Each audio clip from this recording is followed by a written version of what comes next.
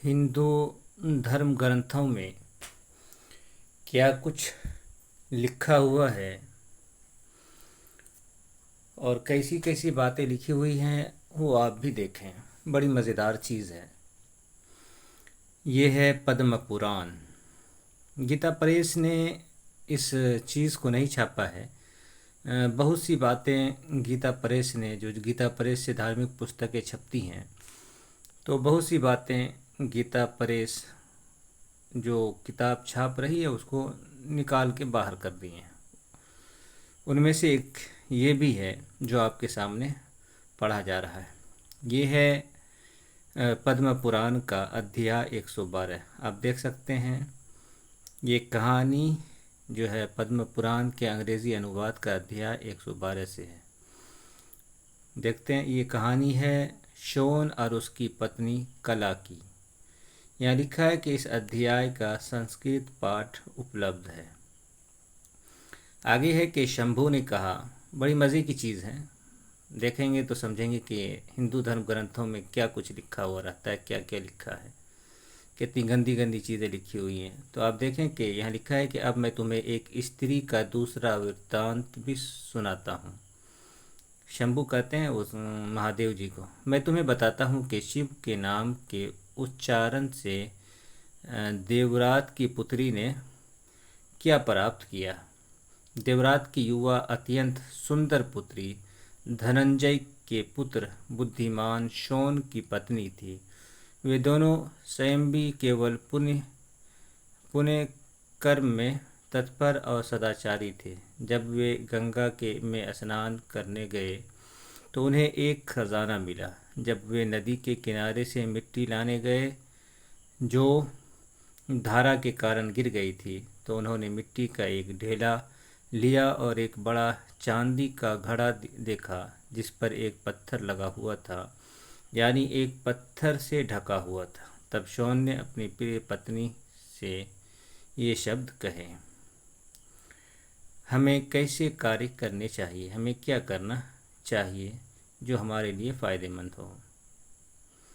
पत्नी ने कहा, स्त्री के विचार के अनुसार पुरुष को कोई कार्य नहीं करना चाहिए।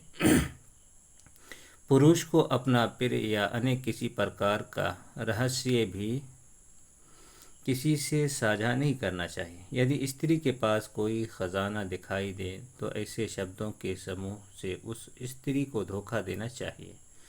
जो कुछ वहाँ रह जाए वो हमें दिखाई नहीं देता। यदि वो धन है तो उसे नहीं देखना चाहिए क्योंकि उससे दुख होता है। यदि उसे कोई और नहीं जानता तो निश्चित ज्ञान कहाँ से हो सकता है। यदि कोई अभी दिखाई नहीं देता तो वो छिपा रहता है। यदि कोई छिपाव नहीं है, अर्थात यदि कोई छिपा नहीं है तो कोई छल पूर्वक यहाँ रहता है। यदि ये मनुष्यों का छल नहीं है तो शिव यहाँ रहते हैं। यदि वो शिव नहीं है तो एक ब्राह्मण मृत्यु के बाद राक्षस बन जाता है। यदि वो राक्षस नहीं है तो वो राजाओं की महाविद्या हो सकती है। यदि राजा को पता न चले तो गुप्त रूप से कोई काम होने की संभावना है अथवा चोरों से परेशानी हो सकती है। यदि आप सावधान न रहें तो बहुत बड़ा संकट आ सकता है। तो ये सारी बातें खजाना को छुपाने के बारे में। आगे लिखा है कि धनवान राजाओं में प्रायः भोग की इच्छा उत्पन्न होती है। एक भोग से दूसरे भोग की इच्छा उत्पन्न होती है और उससे धार्मिक अनुष्ठान नष्ट हो जाते हैं। यदि स्त्री संयोग से मिले धन को जान ले तो वो मुक्त हो जाती है और क्रोध के कारण जो मिला है उसे प्रकट कर देती है। क्रोध के कारण वो अविश्वासी हो जाती है। फिर पहले बताई गई गलती सामने आ जाती है।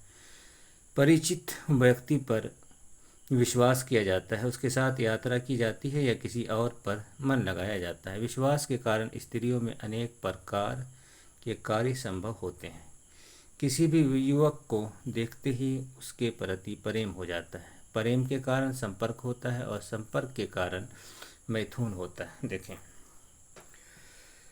जब मैथुन निरंतर होता रहता है तब दूसरा विश्वास का स्थान उत्पन्न हो सकता है। पहले तूने स्त्री का भोग किया था और अब भी कर रहा है। अब तू किसकी अभिलाषा करता है या किससे प्रेम करता है? कौन चतुर या अति स्नेही स्त्री अपने को छोड़कर दूसरे पुरुष पुरुष के पास जाएगी?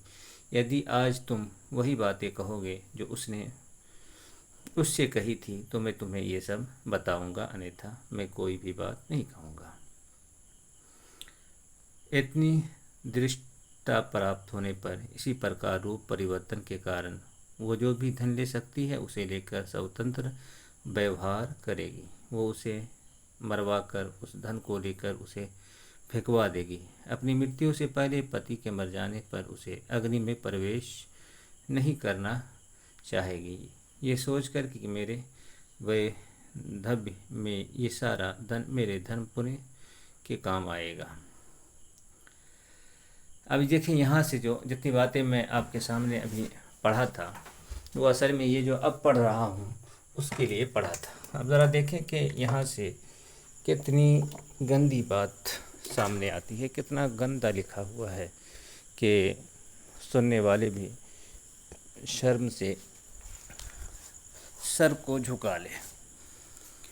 देखें ज़रा क्या लिखा है।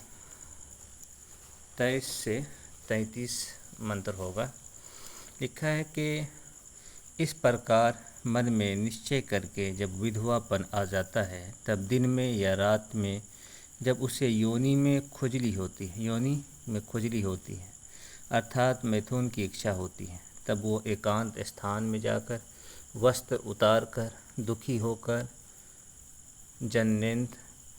जनेंद्रिय पर हाथ रखकर वहाँ पे हाथ रखकर योनि से ये कहती है कि हे योनि, तूने क्या किया? तूने कौन सा पाप किया? अथवा लिंग के प्रवेश करने से पाप हुआ अथवा मेरे समान सेवा से विमुख होने से कर्ता का पाप हुआ।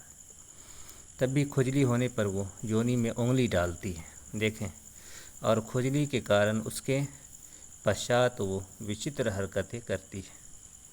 ये सब धार्मिक पुस्तक के अंदर लिखी हुई बातें हैं। उसे हाथों से रगड़ती है, योनि को रगड़ती है। योनि कहते हैं औरत के मखसूस आज़ा को। दबाती है और फैलाती हुई अत्यंत पीड़ा से व्याकुल होकर बार बार पैर हिलाती है। वो खाट की लकड़ी देखते हैं जिसपे आगे देखें कितने हैं। वो खाट की लकड़ी को पकड़कर अपनी इच्छानुसार छाती दबाकर अपने मन को विशेष स्वभाव के कारण दुखी हो जाती है। खाट की लकड़ी अथवा दिन में घर में रहकर सब्जी तोड़ती है और उसे घर में लटका कर शाम को वस्त्र बदल कर सड़क पर निकल जाती है और कोई भी उसका आनंद लेता है। फिर अपने वचनों के बल पर किसी को संदेह न होने पर अभद्र व्यवहार करती है अथवा किसी अनजान घर में जाकर अवश्य ही किसी को अपने साथ रमन कराती है। स्त्री के सान्निध्य में प्राप्त होने वाले धन विषय में यही अपेक्षित है, अतः इस विषय में तुम्हें मुझसे परामर्श करने की आवश्यकता नहीं है। तो ये चीज़ें देख सकते हैं और भी बातें हैं। एक बात और दिखाता हूँ इसमें, इसी तरह की एक और मज़े की कहानी है। देखें, ये नीचे होगा।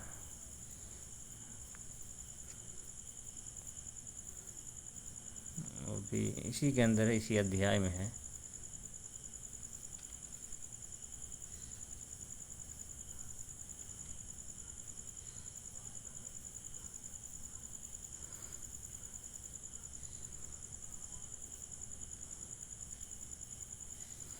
देखें यहाँ से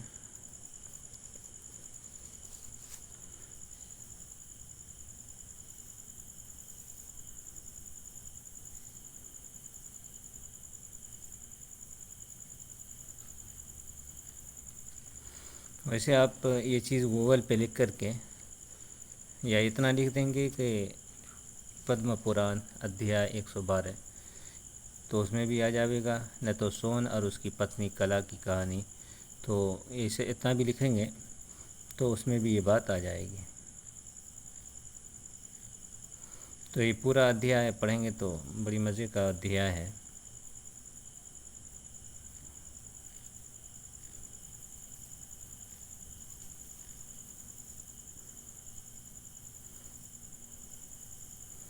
यहाँ भी बड़ी मज़े की कहानी थी। लगता है कि थोड़ा नीचे है, दिखा दे रहा हूँ।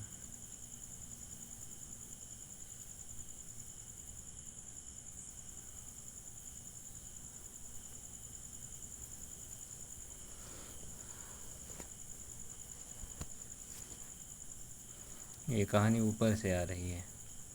अब कहाँ से है, मैंने पढ़ा था सुबह में, फिर देखना पड़ेगा।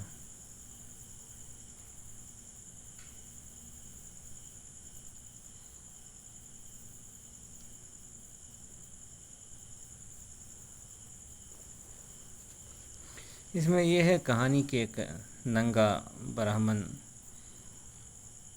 ऋषि मुनियों की पत्नी के पास, और क्या बोलते हैं, पार्वती के पास आते हैं, उससे बातचीत होती है, क्या है नहीं है वो इसके अंदर है।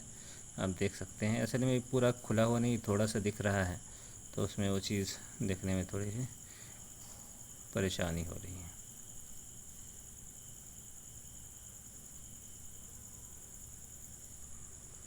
ठीक है तो